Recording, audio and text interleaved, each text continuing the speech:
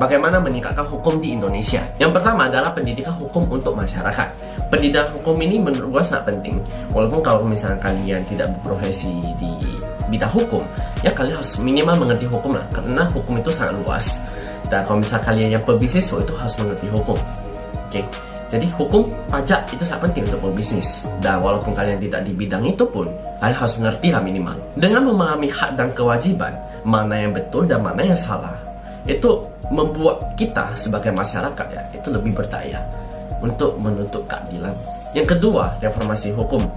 Ya walaupun ini bukan power kita ya, bukan kekuasaan kita untuk mengubah ini semua, tapi ya reformasi hukum itu menurut gua sangat krusial, hal yang sangat krusial. Ini termasuk memperbaiki proses birokrasi, menindak tegas korupsi di kalangan penegak hukum, dan memastikan transparansi dalam setiap proses hukum. Yang ketiga, pengawasan dan akuntabilitas, meningkatkan pengawasan terhadap sistem hukum dan penegak hukum.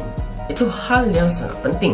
Masyarakat harus dilibatkan dalam pengawasan ini untuk memastikan bahwa hukum kita benar-benar berfungsi untuk kita semua.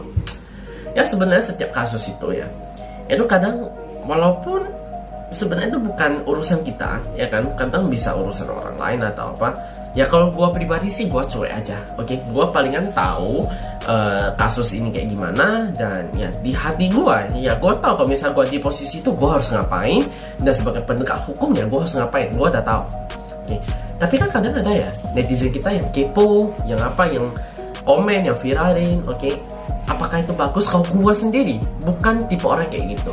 Tapi dengan adanya orang yang kayak gitu, yang viralin, itu ada bagusnya juga. Kenapa? Karena di Indonesia kita ini no viral no justice, oke. Kayak kasus Vina kemarin contohnya. Itu kalau gak dibikin film ya gak viral, itu no justice. Karena kasusnya itu aja pun udah bisa dibilang udah berhenti, ya kan. Dan karena film itu viral ya makanya semuanya terungkap lagi. Tapi ya kadang hukum kita itu pun terlalu bertele-tele sih. Gua gak paham ya kan kenapa bisa begitu. Tapi ya itulah lucunya hukum di Indonesia